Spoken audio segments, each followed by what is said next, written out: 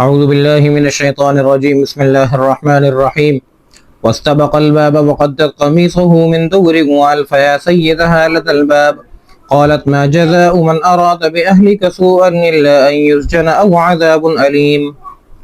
اور فرماتے ہیں کہ وہ دونوں دروازے کی طرف دوڑے اور اس نے یوسف کی قمیص کو پیچھے سے پھاڑ دیا اور دونوں نے اس کے خاوند کو دروازے پہ پا لیا۔ تو وہ بولی کہ اس کی کیا سزا ہے جو تیری بیوی سے برائی کا ارادہ کرے سوائے اس کے کہ اسے قید کر دیا جائے یا دردناک عذاب دیا جائے۔ جب زلیخا نے یوسف علیہ السلام کے ساتھ برائی کا ارادہ کیا تو یوسف علیہ السلام اپنے بچاؤ کے لیے دروازے کی طرف بھاگے۔ انہوں نے خالی اس بات پر اکتفا نہیں کیا کہ دروازے بند ہیں، تالے لگے ہوئے ہیں، کنڈی لگی ہوئی ہیں، میں کیا کروں دروازے کی طرف بھاگ کے، اب تو میں مجبور ہوں۔ اللہ تعالیٰ دیکھیے یہاں فرماتا ہے کہ بندے کو چاہیے کہ وہ تدابیر اختیار کرے، اپنے بچاؤ کے راستے جو بندہ کر سکتا ہو وہ ضرور کرے۔ یوسف علیہ السلام یہی کر سکتے تھے کہ دروازہ بند ہے، اس کے باوجود بھی وہ دروازے کی طرف بھاگتے ہیں۔ جب دروازے کی طرف یوسف علیہ السلام بھاگے تو زلیخا ان کے پیچھے پیچھے۔ زلیخا نے یوسف علیہ السلام کو پکڑنے کے لیے ان کا پیچھے سے کرتا پکڑ لیا، اور کرتا پکڑا تو یوسف علیہ السلام کا کرتا پیچھے سے پھٹ گیا۔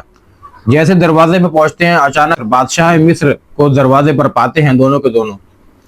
تو اب آپ یہ زلیخا کی ہوشیاری دیکھیں کہ زلیخا اپنی برات کو بیان کرنے کے لیے ٹھیک ٹھاک الزام یوسف علیہ السلام کے اوپر لگاتی ہے اور کہتی ہے کہ اے میرے آقا، اے میرے سرتاج، اس شخص کی کیا سزا ہو جس کو ٹھکانہ دیا، پال پوس کے اتنا بڑا کیا، وہی آپ کی بیوی کے ساتھ میں غلط ارادہ کرے تو آپ اس کی سزا بتائیں۔